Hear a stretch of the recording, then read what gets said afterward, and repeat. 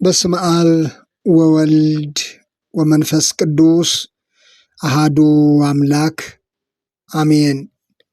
ይህንን መልእክት የምትሰሙ ሁላችሁም በያላችሁበት ሰላም እግዚአብሔር ይብዛላችሁ።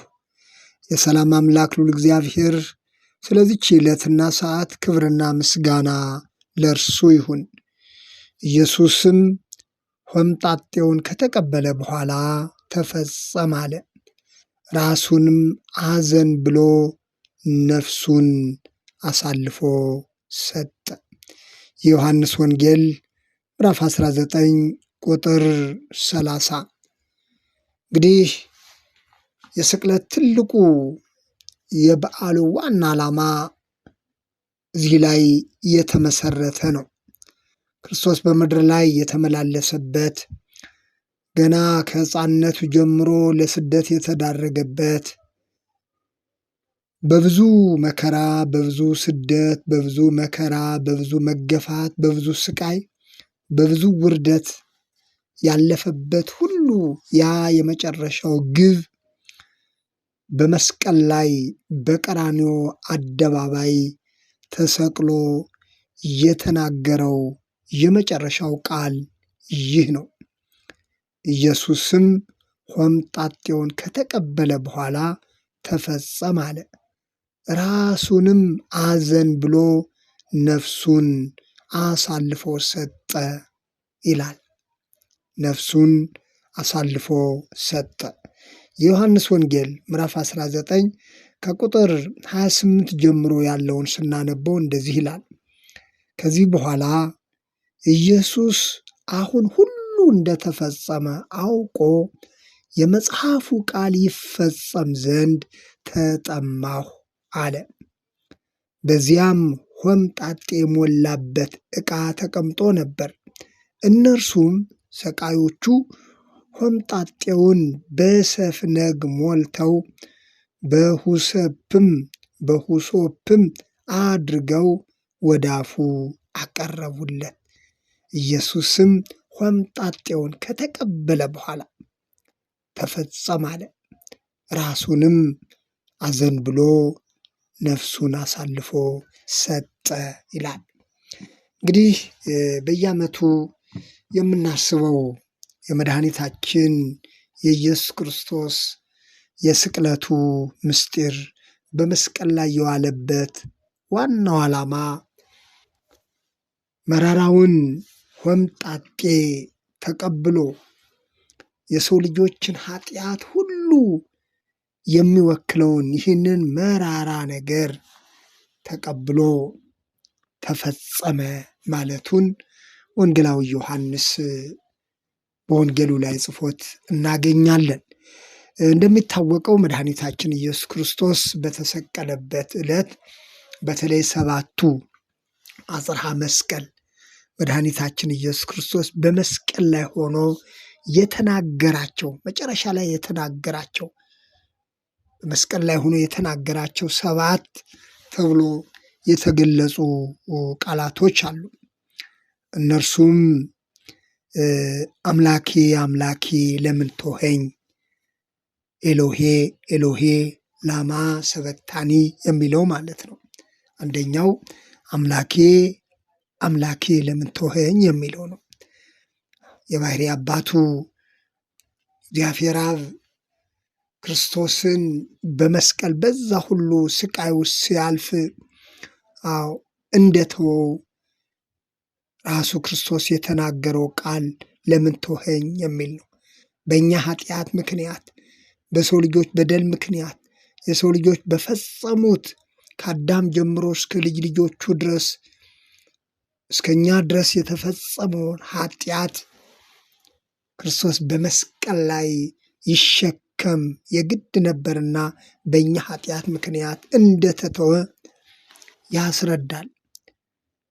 ሁለተኛው አባ ስሬሎሙ እስመ በዘየአምሩ ይገብሩ፣ አባት ሆይ የሚያደርጉትን አያውቁምና ይቅር በላቸው የሚል ነው።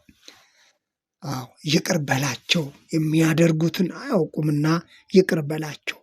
ለሰቀሉት፣ ለገፉት፣ ለገደሉት ለገዳዮቹ የተናገረው የይቅርታ ቃል የምህረት ቃል ነው።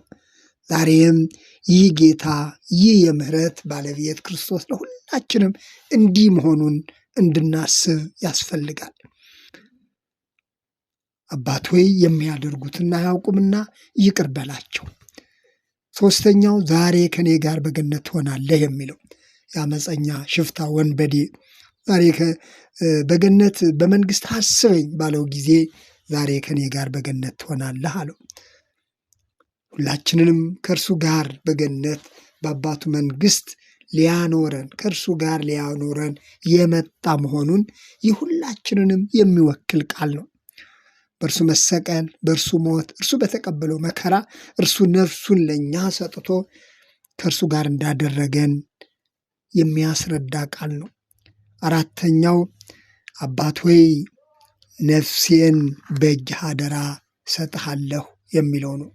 አባት ሆይ ነፍሴን በእጅህ አደራ እሰጥሃለሁ የሚለው ነው። አምስተኛ እነሆ ልጅሽ እነኋት እናትህ የሚለው ይገኝበታል።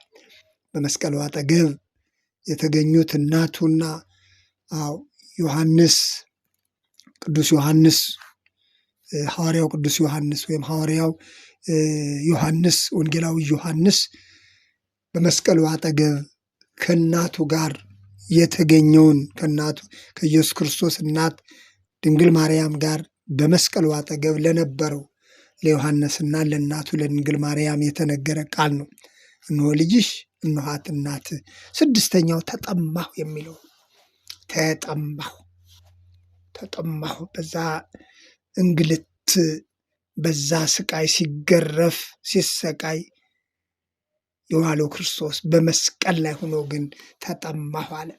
የሕይወት ውሃ የሆነው እርሱ ስለኛ ተጠማ። እኛን ሊያረካ እርሱ በመስቀል ላይ እንደተጠማ ይህ ሁሉ የዓለምን ኃጢአት ስለተሸከመ የዓለም ኃጢአት ሁሉ በእርሱ ላይ ስለነበረ ነቢዩ ኢሳይያስ እንደተናገረው የእኛ በደል በእርሱ ላይ ስለነበረ ያ ስቃይ ያ መከራ ያለፈበት ሁሉ ዛሬ እኔና እናንተ መዳን የሆነልን እርሱ በከፈለው ዋጋ ስለሆነ፣ ስለዚህ ስድስተኛው ተጠማሁ፣ ሰባተኛው ተፈጸመ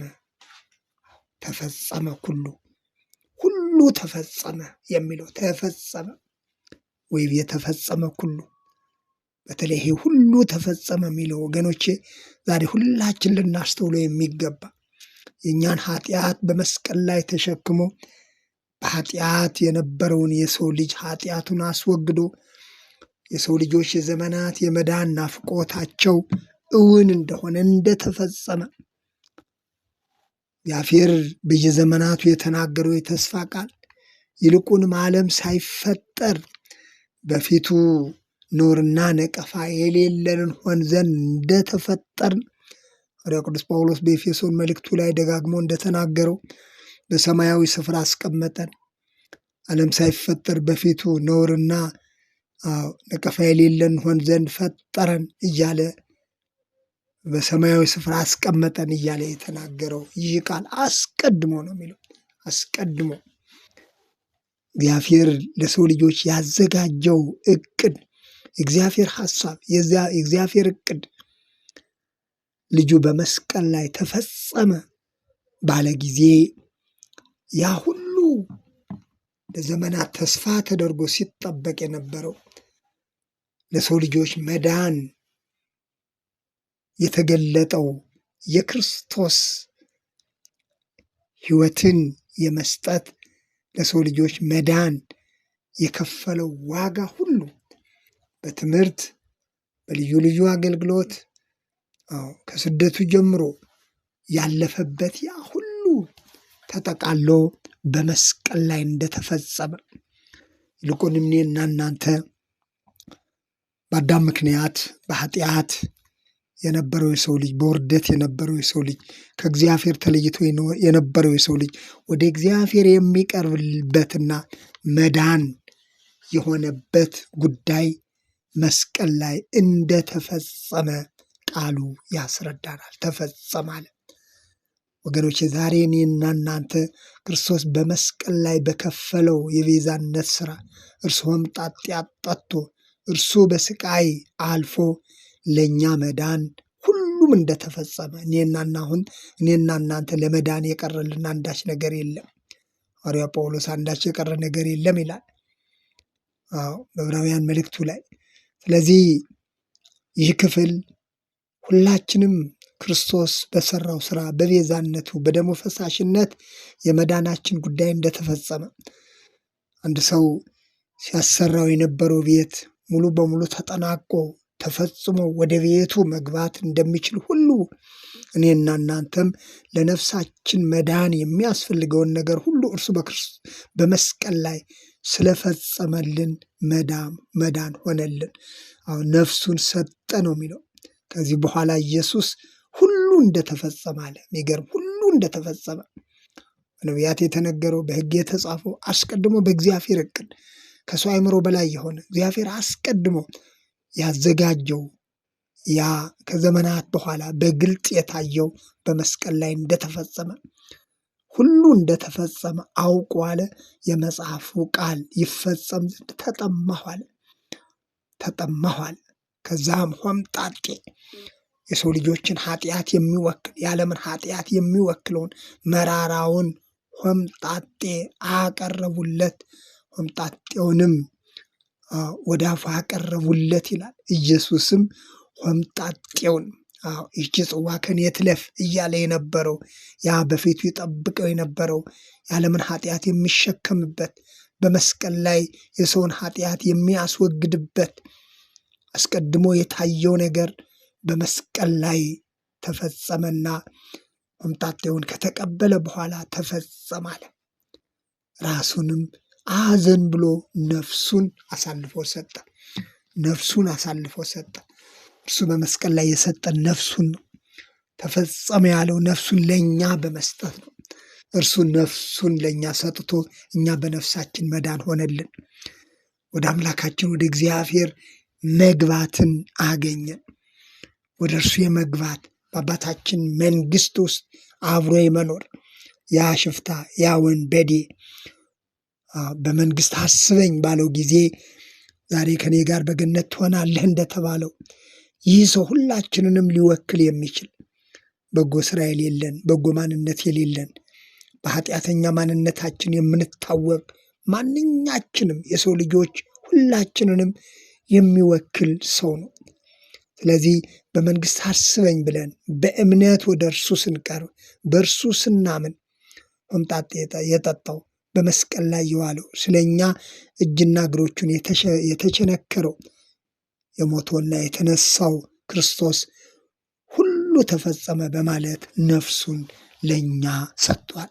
ነፍሱን ስለ ሁላችን አሳልፎ የሰጠ የሕያው እግዚአብሔር ልጅ ክርስቶስ ምስጋና ለእርሱ ይሁን።